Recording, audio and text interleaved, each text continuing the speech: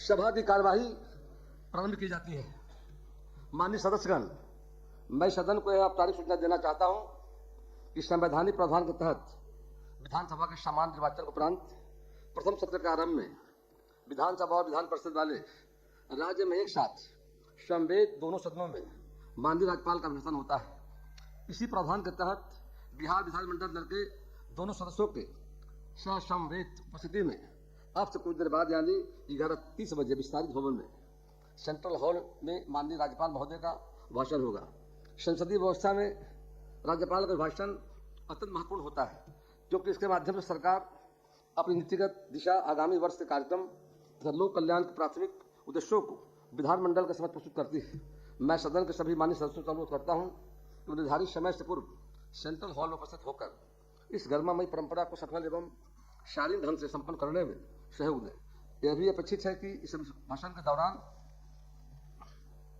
सदन के सदस्य संसदीय मर्यादा, शिष्टाचार और अनुशासन का पूर्ण पालन करेंगे। राज्यपाल का भाषण नई विधानमंडल की कार्यवाही का प्रारंभिक दस्तावेज होता है, जिसके माध्यम से आने वाले वर्ष की दिशा और नीति के संकेत मिलते हैं। अतः माननीय सदस्यों से अनुरोध है कि अभिभाषण में उल्लिखित विषयों का गंभीरता से अवलोकन करें और आगामी कार्यवाही में रचनात्मक सहभागिता दें। माननीय सदस्यगण, अब मैं माननीय राज्यपाल महोदय का स्वागत करने और उस सेंट्रल हॉल तक लाने के लिए विस्तारित भवन के मुख्य प्रवेश द्वार पर जाऊंगा। माननीय मुख्यमंत्री जी, माननीय मंत्री संसदीय कार्य विभाग भी इस हेतु निर्धारित स्थल पर जाएंगे। इस बीच आप सभी माननीय सदस्य चलकर सेंट्रल हॉल में अपना स्थान ग्रहण करेंगे। माननीय राज्यपाल महोदय के अभिभाषण की समाप्ति के पश्चात पुनः इस सभा में आज के निर्धारित शेष कार्य होंगे। अतः आप सभी माननीय सदस्यगण भाषण समाप्त होने के तत्काल बाद सेंट्रल हॉल से आकर इस सदन में अपना स्थान पुनः ग्रहण कर लेंगे। अब आगे कार्रवाई सेंट्रल हॉल में होगी।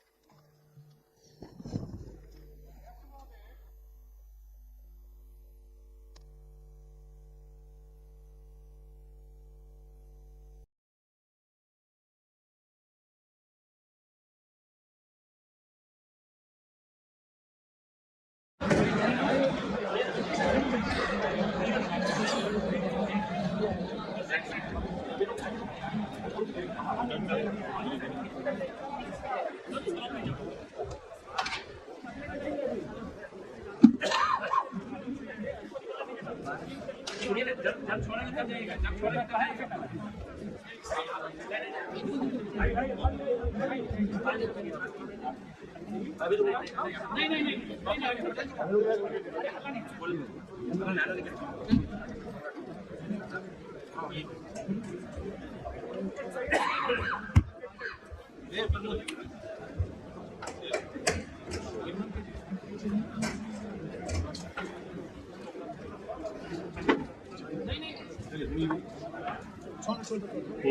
छोड़ मीडिया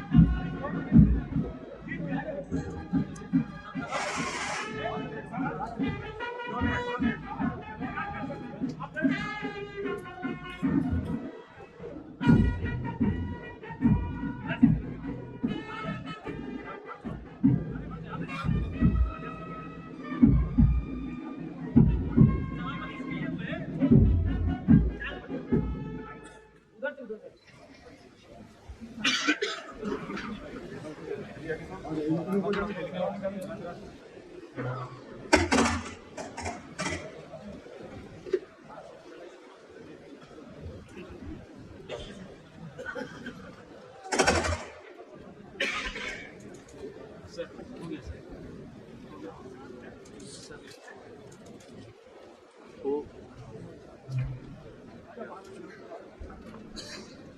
माननीय राज्यपाल महोदय, बिहार विधानमंडल के दोनों सदनों के माननीय सदस्यगण यहाँ एकत्रित हैं। अतः आपसे अनुरोध है कि कृपया अभिभाषण देने की कृपा की जाए।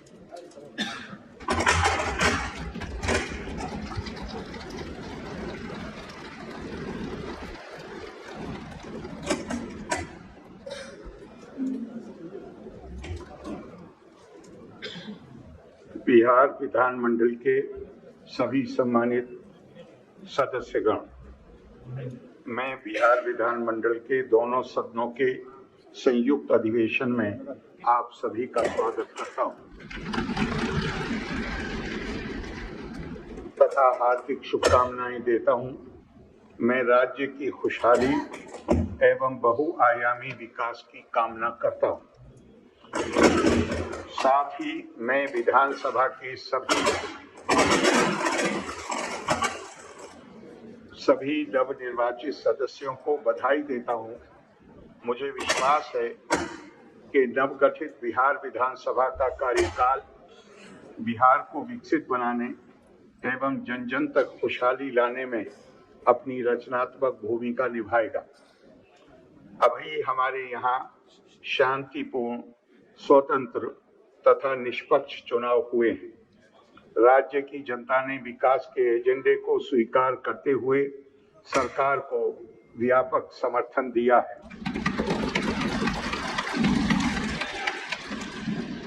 इस चुनाव में बिहार के लोगों ने, विशेषकर महिलाओं ने अभूतपूर्व मतदान किया है। मैं सभी मतदाताओं को इस लोकतांत्रिक प्रक्रिया में भाग लेने के लिए बधाई देता हूं एवं इस प्रक्रिया को सफलतापूर्वक संपन्न कराने हेतु भारत निर्वाचन आयोग तथा निर्वाचन में संलग्न सभी पदाधिकारियों एवं कर्मियों को भी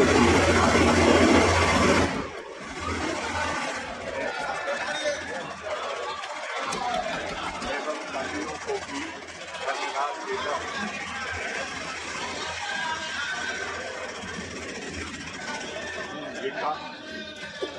अब आ जाए विकास के प्रति राज्य के सभी वर्गों में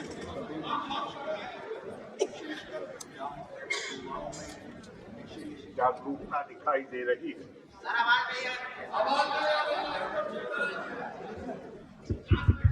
अब आवाज आई, क्या सरकार द्वारा राज्य के विकास के लिए किए जा रहे प्रयासों के लिए आप सभी का सहयोग अपेक्षित है। 24 नवंबर 2005 को नई सरकार बनने के बाद राज्य में कानून का राज है तथा लगातार विकास का कार्य हो रहा है। राज्य सरकार ने हमेशा सुशासन एवं न्याय के साथ विकास पर जोर दिया है, जिसका अर्थ है सभी क्षेत्रों का विकास एवं सभी वर्गों का उत्थान।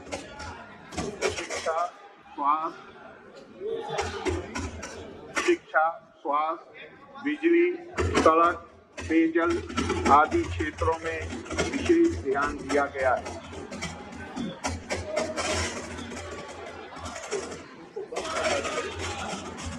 इसको बंद करवा दीजिए, मैं जोर से बोल लूंगा।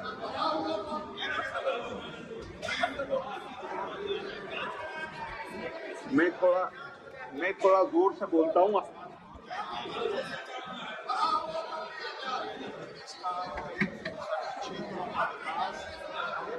वर्गों का उत्थान। शिक्षा, स्वास्थ्य, बिजली, सड़क, पेयजल आदि क्षेत्रों में विशेष ध्यान दिया गया है। अब किसी तरह के डर एवं भय का वातावरण नहीं है तथा राज्य में प्रेम, भाईचारे और शांति का माहौल है। राज्य में कानून का राज बनाए रखना सरकार की सर्वोच्च प्राथमिकता है। सरकार द्वारा अपराध नियंत्रण एवं विधि व्यवस्था संधारण के लिए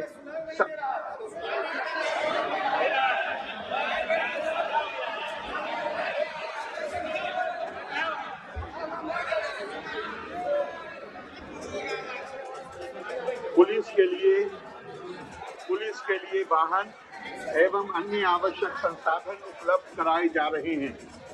24 नवंबर 2005 को नई सरकार बनने से पहले बिहार पुलिस में मात्र 42,481 पुलिसकर्मी कार्यरत थे।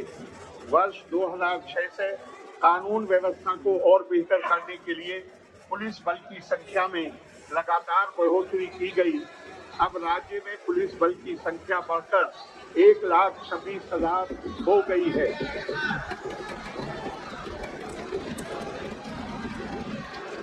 महिला पुलिस बल की संख्या में भी काफी वृद्धि हुई है तथा आज बिहार में पुलिस बल में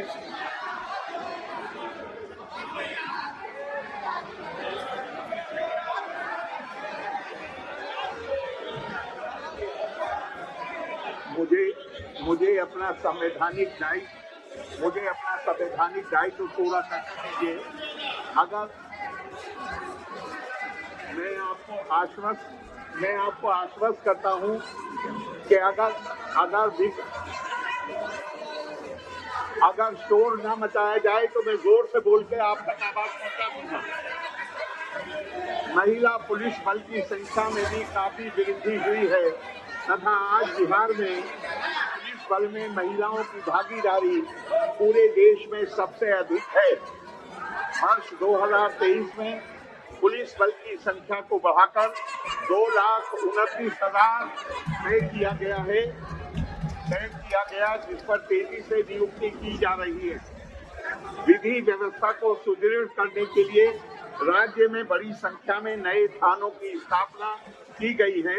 पहले राज्य में कुल 814 थाने थे, इनकी संख्या अब बढ़कर 1380 हो गई है। आपातकालीन स्थिति से निपटने के लिए डायल 112 की इमरजेंसी सेवा प्रारंभ की गई है। इस व्यवस्था के अंतर्गत किसी भी प्रकार की आपातकालीन स्थिति जैसे अपराध की घटना, आग लगने की घटना, वाहन दुर्घटना की स्थिति में या महिलाओं, बच्चों एवं वरिष्ठ नागरिकों की सुरक्षा से संबंधित स्थिति में बिहार के किसी भी कोने में कोई भी पीड़ित व्यक्ति सहायता के लिए 112 नंबर पर निःशुल्क कॉल कर सकता है। पहले ये व्यवस्था जिला मुख्यालयों एवं शहरी क्षेत्रों में लागू थी तथा अब इसका विस्तार पूरे राज्य में कर दिया गया है। राज्य में सामाजिक सौहार्द एवं सांप्रदायिक सद्भाव का माहौल कायम है। राज्य सरकार द्वारा वर्ष 2006 से ही कब्रिस्तानों की घेराबंदी की योजना शुरू की गई है, जिसमें राज्य की मिली-जुली आबादी के इलाकों वाले एवं अन्य संवेदनशील कब्रिस्तानों की घेराबंदी की जा रही है। पहले 8,000 से ज्यादा कब्रिस्तानों की घेराबंदी की जा चुकी है तथा बाद में 1,273 कब्रिस्तानों को और चिन्हित किया गया है। इनमें से 746 कब्रिस्तानों की घेराबंदी पूर्ण हो गई है तथा शेष की घेराबंदी शीघ्र ही पूरी हो जाएगी। इसी तरह से वर्ष 2016 से 60 वर्ष से पुराने हिंदू मंदिरों की घेराबंदी भी की गई है, जिससे चोरी आदि की घटनाएं अब नहीं होती हैं। अब समाज में शांति एवं सद्भाव का वातावरण है। राज्य सरकार द्वारा शुरू से ही शिक्षा पर विशेष ध्यान दिया गया है। बड़ी संख्या में नए स्कूल खोले गए हैं। विद्यालयों में एक और जहां पोशाक, साइकिल, छात्रवृत्ति एवं अन्य कई योजनाएं लागू की गई हैं, वहीं दूसरी ओर नए विद्यालय भवन, क्लासरूम, शौचालय एवं चहारदीवारी आदि बनाकर विद्यालयों की आधारभूत संरचना को मजबूत किया गया है। बालिका शिक्षा पर विशेष ध्यान दिया गया है तथा हर पंचायत में उच्च माध्यमिक विद्यालय खोले गए हैं। शिक्षा व्यवस्था में सुधार के लिए सरकार द्वारा बड़े पैमाने पर शिक्षकों की बहाली की गई है। वर्ष 2023 से बड़ी संख्या में सरकारी शिक्षकों की बहाली की जा रही है। पूर्व से कार्यरत नियोजित शिक्षकों को मामूली सी परीक्षा लेकर सरकारी शिक्षक बनाया जा रहा है। अब कुल मिलाकर सरकारी शिक्षकों की संख्या 5,20,000 हो गई है। राज्य में स्वास्थ्य व्यवस्था पर विशेष ध्यान देते हुए इसमें व्यापक सुधार किया गया है। शुरुआत में प्राथमिक स्वास्थ्य केंद्र में इलाज कराने के लिए प्रति माह मात्र 39 मरीज ही आते थे। अब प्राथमिक स्वास्थ्य केंद्रों में हर महीने औसतन 11,600 मरीज आते हैं। राज्य में बहुत पहले से ही केवल 6 सरकारी मेडिकल कॉलेज एवं अस्पताल थे, जबकि आज 12 सरकारी मेडिकल कॉलेज एवं अस्पताल कार्यरत हैं एवं शेष सभी 27 जिलों में नए मेडिकल कॉलेज बनाए जा रहे हैं, जिन्हें शीघ्र पूरा किया जाएगा। साथ ही पटना मेडिकल कॉलेज एवं अस्पताल को 5,400 बेड तथा अन्य 5 पुराने मेडिकल कॉलेजों को 2,500 बेड के अस्पताल के रूप में बनाया जा रहा है। IGIMS को 3,000 बेड के अस्पताल के रूप में विकसित किया जा रहा है। अब हर जिले में इंजीनियरिंग एवं पॉलिटेक्निक की पढ़ाई की जा रही है। राज्य में अनेक संस्थानों की स्थापना की गई है, जिसमें कई राष्ट्रीय स्तर के संस्थान शामिल हैं। यहाँ के छात्रों को अब बाहर जाने की आवश्यकता नहीं होती है, बल्कि अन्य राज्यों से छात्र यहाँ आकर पढ़ाई कर रहे हैं। राज्य में बड़ी संख्या में सड़कों तथा पुल पुलियों का निर्माण कराया गया है। राज्य के सुदूर क्षेत्रों से 6 घंटे में राजधानी पटना पहुंचने का लक्ष्य वर्ष 2016 में ही पूरा कर लिया गया था। अब राज्य में बड़े पैमाने पर नई सड़कों, पुल पुलियों, रेल ओवरब्रिज, एलिवेटेड रोड एवं बाईपास का निर्माण तथा पुरानी सड़कों का चौड़ीकरण किया गया है, जिससे लगभग 5 घंटे में सबसे दूर वाले क्षेत्र से राजधानी पटना पहुंचना संभव हुआ। इसे और बेहतर करने का प्रयास जारी है। अब राज्य में 5 नए एक्सप्रेसवे का निर्माण भी किया जाएगा। इससे राज्य के सुदूर क्षेत्रों से राजधानी पटना पहुंचने में और कम समय लगेगा। साथ ही प्रखंड मुख्यालयों को जोड़ने वाली सड़कों का चौड़ीकरण किया जाएगा। सरकार द्वारा महिला सशक्तिकरण पर विशेष जोर दिया गया है। वर्ष 2006 में पंचायती राज संस्थाओं एवं वर्ष 2007 में नगर निकायों में महिलाओं को 50% आरक्षण दिया गया है। इन संस्थाओं के अब तक 4 चुनाव हो चुके हैं। वर्ष 2013 से पुलिस में महिलाओं के लिए 35% आरक्षण दिया गया तथा वर्ष 2016 से महिलाओं को सभी नौकरियों में 35% आरक्षण दिया जा रहा है। पहले बिहार में स्वयं सहायता समूहों की संख्या काफी कम थी। वर्ष 2006 में विश्व बैंक से कर्ज लेकर राज्य में स्वयं सहायता समूहों का गठन किया गया, जिसे जीविका नाम दिया गया। अब स्वयं सहायता समूहों की संख्या लगभग 11 लाख हो गई है, जिसमें जीविका दीदियों की संख्या 1,40,00,000 हो गई है।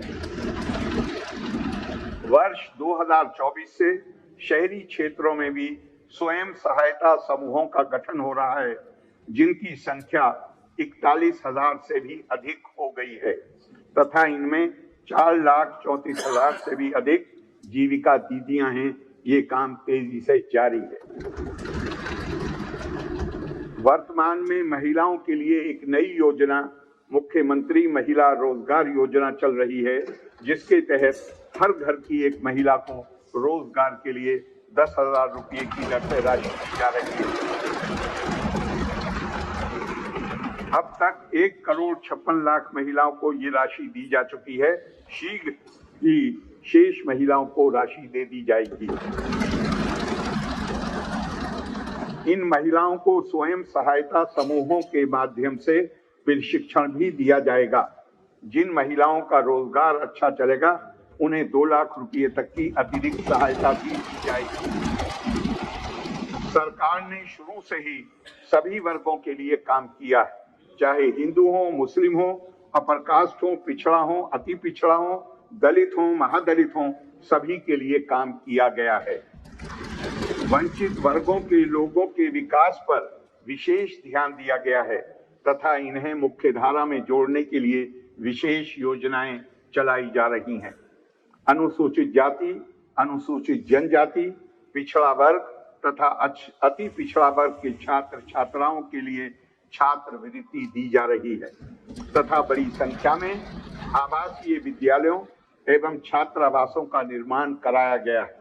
राज्य सरकार द्वारा वर्ष 2018 से अनुसूचित जाति एवं जनजाति तथा अति पिछड़ा वर्ग के विद्यार्थियों के लिए सिविल सेवा प्रोत्साहन योजना तथा वर्ष 2018 से ही ग्रामीण क्षेत्रों में लोगों को आवागमन की सुविधा उपलब्ध कराने तथा कमजोर वर्गों के युवाओं को रोजगार उपलब्ध कराने हेतु मुख्यमंत्री ग्राम परिवहन योजना लागू की गई है।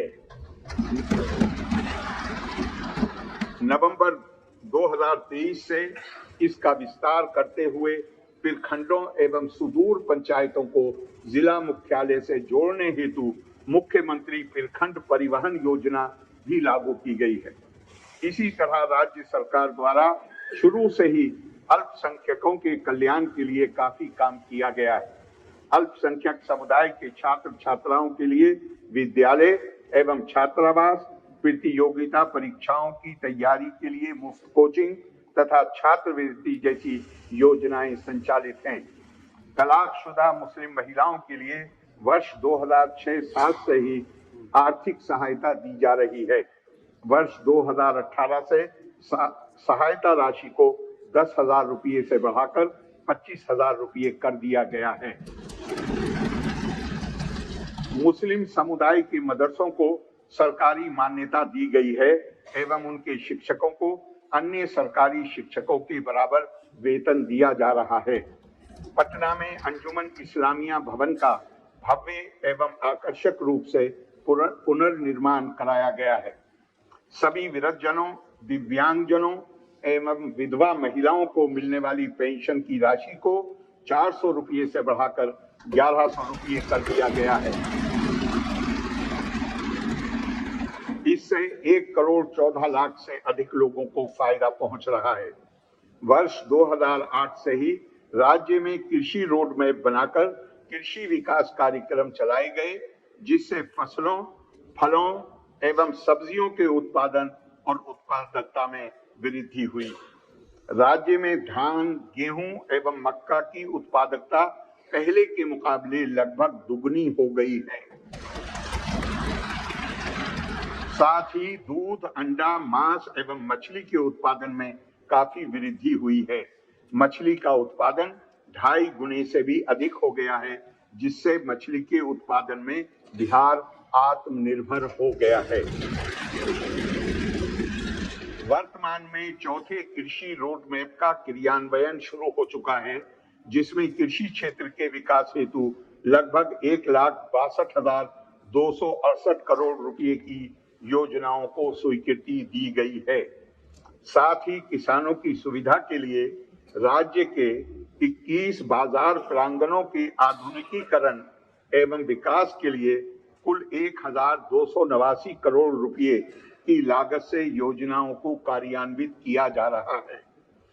वर्ष 2015 में 7 निश्चय के तहत आर्थिक हल, युवाओं को बल, आरक्षित रोजगार, महिलाओं का अधिकार, हर घर तक बिजली, हर घर नल का जल, हर घर शौचालय, टोलों को पक्की सड़कों से जोड़ने तथा अवसर बढ़े आगे बढ़ें का काम किया गया है। वर्ष 2018 में ही हर घर तक बिजली पहुंचा दी गई है। सरकार द्वारा शुरू से ही बहुत सस्ती दर पर बिजली दी गई। अब लगभग सभी घरेलू उपभोक्ताओं को बिजली मुफ्त दी जा रही है। सरकार की तरफ से सभी इच्छुक लोगों के घरों पर सोलर पैनल भी लगाए जाएंगे। वर्ष 2020 से 7 निश्चय 2 के तहत युवा शक्ति बिहार की प्रगति, सशक्त महिला, सक्षम महिला, हर खेत तक सिंचाई का पानी, स्वच्छ गांव, समृद्ध गांव, स्वच्छ शहर, विकसित शहर, सुलभ संपर्कता तथा सबके लिए स्वास्थ्य सुविधा, सभी पर काफी काम हुआ है और जो भी काम बचे हैं वे शीघ्र ही पूरे हो जाएंगे। से ही सरकार का प्रयास रहा है कि युवाओं को ज्यादा से ज्यादा नौकरी एवं रोजगार के अवसर मिलें। वर्ष 2020 में 7 निश्चय 2 के तहत ही युवाओं के लिए 10 लाख नौकरी एवं 10 लाख रोजगार देना तय किया गया था। अब तक लगभग 10 लाख युवाओं को सरकारी नौकरी तथा 40 लाख लोगों को रोजगार दिया जा चुका है। दोनों को मिलाकर 50 लाख युवाओं को सरकारी नौकरी एवं रोजगार दे दिया गया है। अब अगले 5 वर्षों में 1 करोड़ युवाओं को नौकरी एवं रोजगार देने का लक्ष्य रखा गया है। इस पर अब तेजी से काम किया जाएगा। विकास कार्यों में जो कमी रह गई उसे पूरा करने के लिए वर्ष 2024 की दिसंबर एवं 2025 के जनवरी-फरवरी माह में प्रगति यात्रा के दौरान सभी जिलों के लिए कुल 430 नई योजनाओं की स्वीकृति दी गई है। इन सभी योजनाओं पर काम शुरू हो चुका है तथा इन सभी कार्यों को शीघ्र पूरा कर लिया जाएगा। बिहार के विकास में केंद्र सरकार का पूरा सहयोग मिल रहा है। जुलाई 2024 के बजट में बिहार को विशेष आर्थिक सहायता के रूप में सड़क, उद्योग, स्वास्थ्य, पर्यटन एवं बाढ़ नियंत्रण आदि के लिए बड़ी राशि देने की घोषणा की गई है। फरवरी 2025 के बजट में बिहार में मखाना बोर्ड की स्थापना, एयरपोर्ट की स्थापना, पश्चिमी कोसी नहर के लिए वित्तीय सहायता आदि की घोषणा की गई है। वर्ष 2018 में देश के कुछ राज्यों में खेलो इंडिया यूथ गेम्स का आयोजन हुआ था। इस वर्ष खेलो इंडिया यूथ गेम्स का आयोजन बिहार में हुआ, जो हमारे लिए गौरव की बात है। आदरणीय प्रधानमंत्री जी का कई बार बिहार आगमन हुआ है तथा उन्होंने बिहार में कई महत्वपूर्ण योजनाओं का शुभारंभ किया है, जिन पर अब तेजी से काम हो रहा है। इन सब कामों के लिए आदरणीय प्रधानमंत्री श्री नरेंद्र मोदी जी को हम धन्यवाद देते हुए उनके प्रति आभार व्यक्त करते हैं। मेरे द्वारा संक्षेप में आपके समक्ष रखी गई सरकार की उपलब्धियों एवं कार्यक्रमों से स्पष्ट है कि सरकार न्याय के साथ विकास के सिद्धांत को ध्यान में रखते हुए राज्य के सभी क्षेत्रों एवं सभी वर्गों के उत्थान के लिए सतत प्रयत्नशील है। अब राज्य में हर क्षेत्र के विकास एवं हर तबके के उत्थान के लिए नए कार्यक्रमों का निर्धारण किया गया है। 24 नवंबर 2005 को नई सरकार बनने के बाद 20 वर्षों में काफी काम हुआ है। अब इसे आगे बढ़ाया जाएगा तथा अगले 5 वर्षों में बिहार के विकास के लिए और ज्यादा काम होगा, जिससे बिहार आगे बढ़ेगा और देश के विकास में महत्वपूर्ण योगदान देगा। मुझे भरोसा है कि सभी माननीय सदस्य जिम्मेदारी के साथ सत्र के संचालन में अपना महत्वपूर्ण योगदान देंगे। मुझे धैर्य एवं ध्यानपूर्वक सुनने के लिए आप सभी माननीय सदस्यों को धन्यवाद। जय हिंद।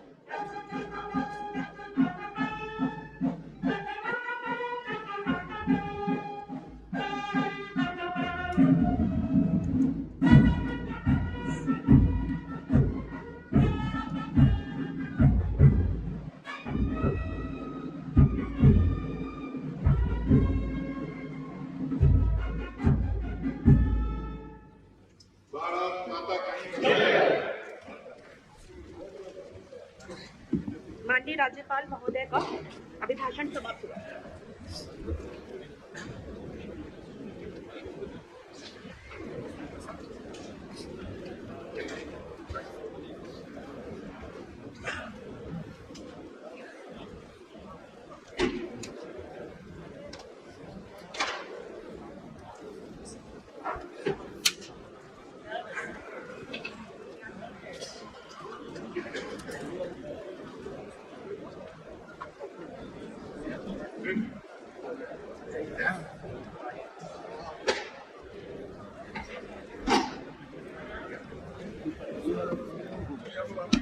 इधर चलते हैं।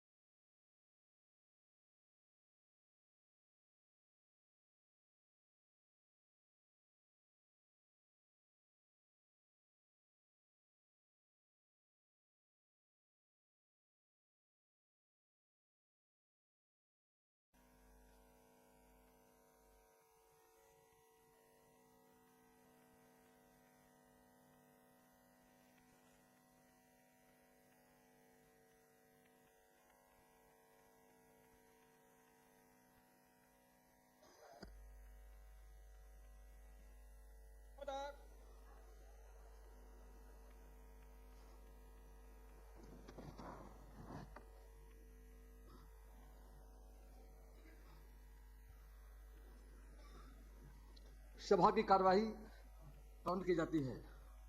माननीय सदस्यगण, बिहार विधानसभा की प्रक्रिया तथा संचालन नियमावली के नियम 2 के तहत माननीय मुख्यमंत्री श्री नीतीश कुमार को सदन नेता के रूप में मान्यता प्रदान की जाती है। बिहार विधानसभा के माननीय सदस्य श्री तेजस्वी प्रसाद यादव को नेता विरोधी दल के रूप में मान्यता प्रदान की जाती है।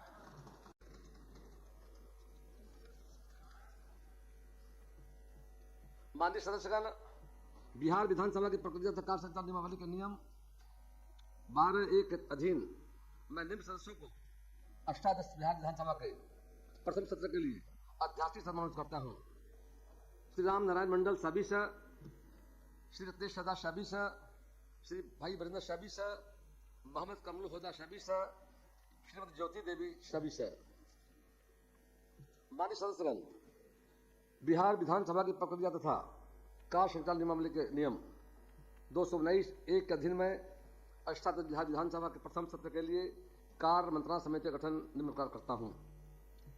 अध्यक्ष बिहार विधानसभा सभापति श्री नीतीश कुमार जी, माननीय मुख्यमंत्री सदस्य श्री सम्राट चौधरी जी, माननीय उप मुख्यमंत्री सदस्य श्री विजय कुमार सिन्हा जी, माननीय उप मुख्यमंत्री सदस्य श्री विजय कुमार चौधरी जी, माननीय मंत्री संसदीय कार्य सदस्य श्री विजेंद्र प्रसाद यादव, माननीय मंत्री ऊर्जा सदस्य श्री तेजस्वी प्रसाद यादव, नेता विरोधी दल सदस्य श्री राजू तिवारी जी विषय सदस्य, विशेष आमंत्रित सदस्य उपाध्यक्ष बिहार विधानसभा श्री श्रवण कुमार जी सभी से, श्री विनोद नारायण झा जी सभी से, श्री मनोहर प्रसाद सिंह जी सभी से, श्री अख्तरुल इमाम जी सभी से, श्री प्रफुल्ल कुमार मांझी जी सभी से, श्रीमती सनेता जी सभी से, श्री अरुण सिंह जी सभी से, श्री अजय कुमार जी सभी से, श्री इंद्रजीत प्रसाद गुप्ता जी सभी से, श्री सतीश प्रसाद कुमार सिंह यादव सभी से।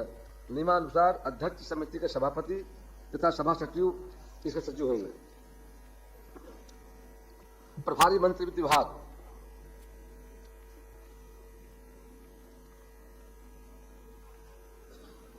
महोदय, मैं भारत संविधान के अनुच्छेद 213 के खंड 2 के क के अनुसार बिहार विधानसभा के समक्ष माननीय राज्यपाल द्वारा स्थापित बिहार आकस्मिका निधि संशोधन अध्यादेश 2025 की एक प्रति मेज पर रखता हूं। प्रभारी मंत्री नगर विकास एवं आवास विभाग भारत संविधान के अनुच्छेद 213 के खंड 2 क के अनुसार बिहार विधानसभा के समक्ष माननीय राज्यपाल द्वारा प्रख्यापित बिहार नगर पालिका संशोधन अध्यादेश 2025 की एक प्रति मेज पर रखता हूं। सभा सचिव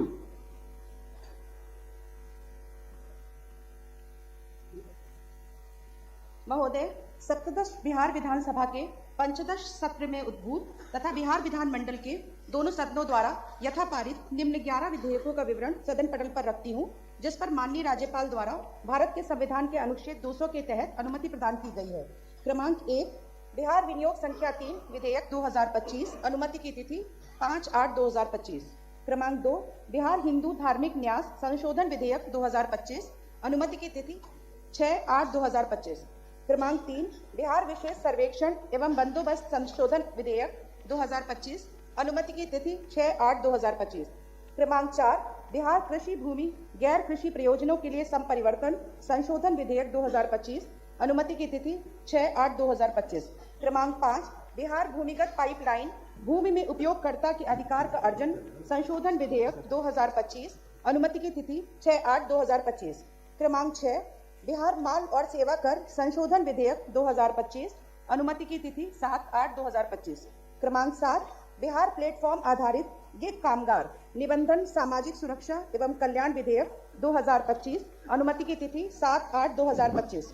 क्रमांक 8, बिहार दुकान एवं प्रतिष्ठान रोजगार विनियम और सेवा शर्त विधेयक 2025, अनुमति की तिथि 7/8/2025।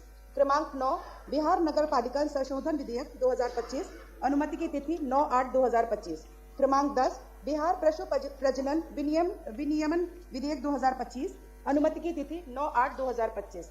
क्रमांक 11, जननायक कर्पूरी ठाकुर कौशल विश्वविद्यालय विधेयक 2025, अनुमति की तिथि 14/8/2025। प्रभारी मंत्री वित्त विभाग।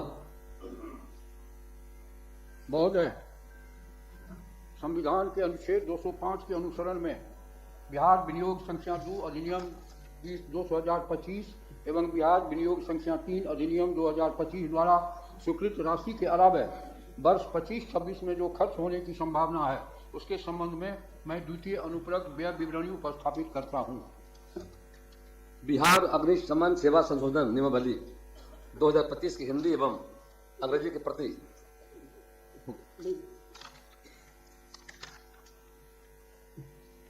प्रभारी मंत्री गृह विभाग। बिहार अग्निशमन अधिनियम 2014 की धारा 64 के तहत बिहार अग्निशमन सेवा संशोधन नियमावली 2025 की हिंदी एवं अंग्रेजी की एक प्रति सभा पटल पर रखता हूं। बिहार अग्निशमन सेवा संशोधन नियमावली 2025 की हिंदी एवं अंग्रेजी की प्रति 14 दिनों तक सभा पटल पर रखी रहेगी। प्रभारी मंत्री राजस्व भूमि सुधार विभाग। अध्यक्ष महोदय, मैं बिहार अमीन संवर्ग नियमावली 2025 की एक प्रति सभा पटल पर रखता हूं। प्रभारी मंत्री संसदीय कार्य विभाग।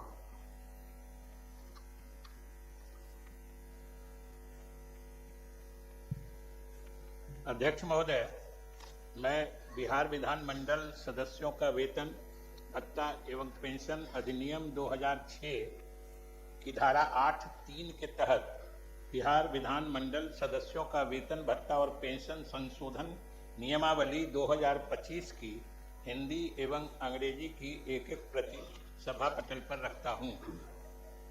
बिहार विधानमंडल सदस्यों का वेतन भत्ता एवं पेंशन अधिनियम 2006 की धारा 8(3) के तहत बिहार विधानमंडल सदस्यों का वेतन भत्ता और पेंशन संशोधन नियमावली 2025 की हिंदी एवं अंग्रेजी की प्रति 14 दिनों तक सदन पटल पर रखी रहेगी। प्रभारी मंत्री संसदीय कार्य विभाग। अध्यक्ष महोदय, मैं प्रस्ताव करता हूं कि बिहार राज्य के विभिन्न विश्वविद्यालयों के सेनेट की सदस्यता के लिए बिहार विधानसभा के 10-10 सदस्यों, जिनमें एक अनुसूचित जाति, एक अनुसूचित जनजाति एवं 3 अन्य पिछड़े वर्ग के हों।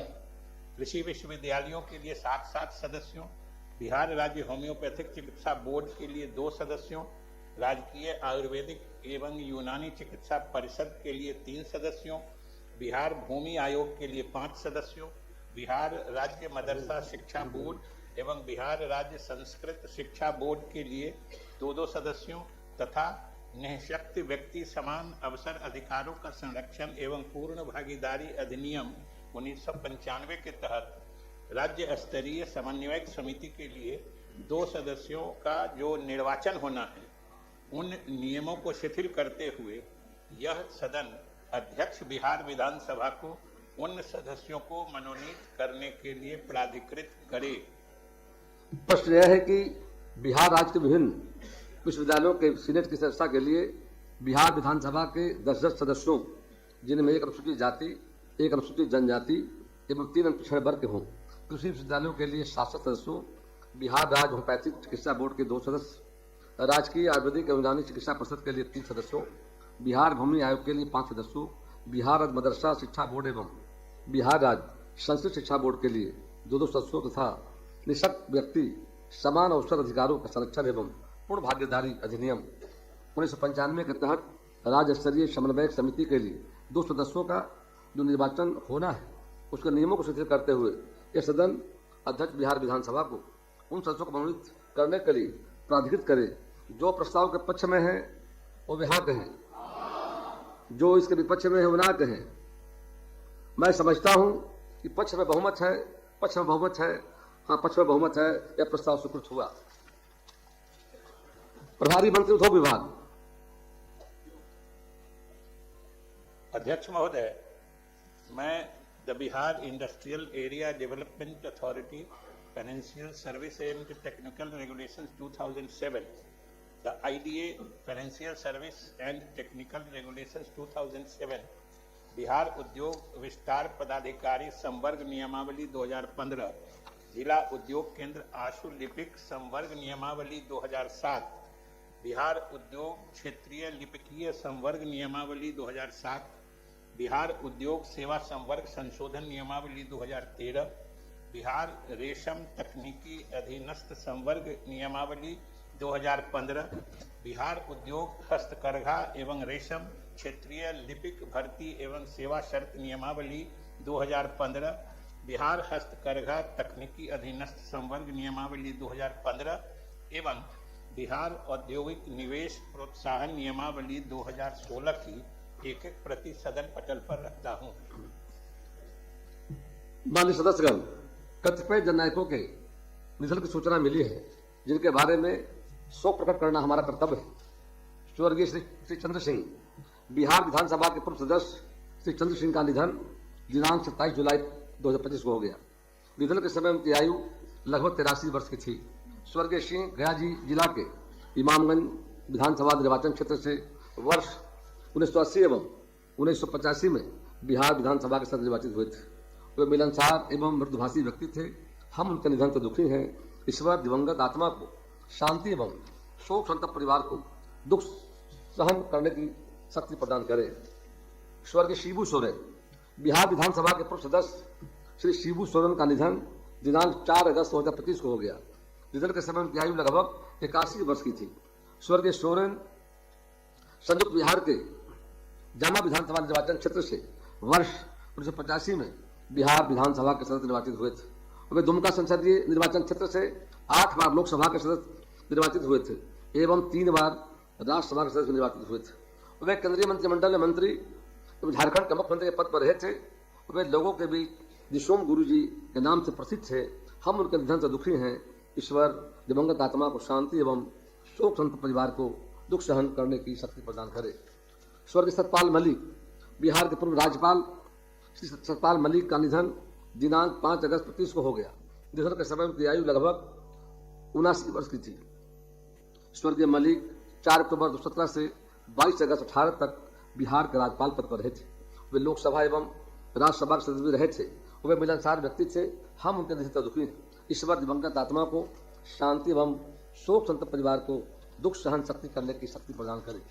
स्वर्गीय हरिनंदन यादव, बिहार विधानसभा के पूर्व सदस्य श्री हरिनंदन यादव का निधन दिनांक 6 दिसंबर 2025 को हो गया।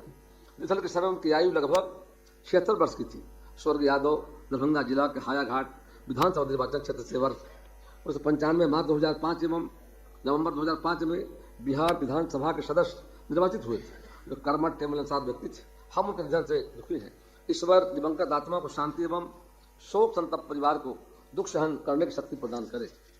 स्वर्गीय राणा गंगेश्वर सिंह, बिहार विधानसभा के पूर्व सदस्य श्री राणा गंगेश्वर सिंह का निधन दिनांक 26 अक्टूबर 2025 को हो गया। निधन के समय उनकी आयु लगभग 74 वर्ष की थी।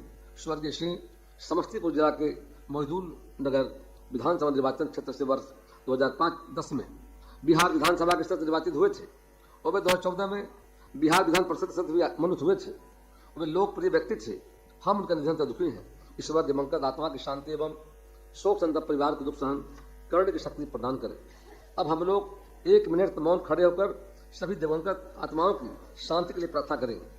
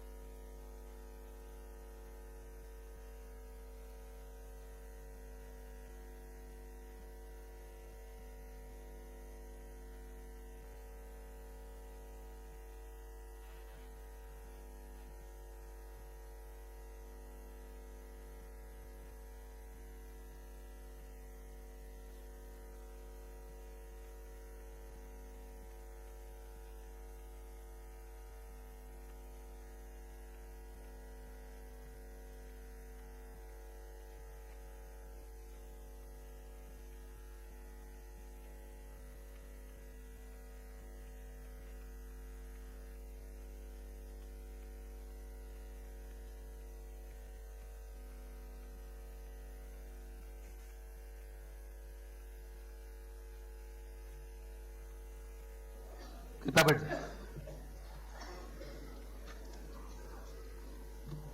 मैं अपनी तथा संपूर्ण सदन की ओर से शोक संतप्त परिवार के पास संदेश भिजवा दूंगा। अब सभा की बैठक बृहस्पतिवार दिनांक 4 दिसंबर 2025 को 11 बजे पूर्वाह्न तक के लिए स्थगित की जाती है।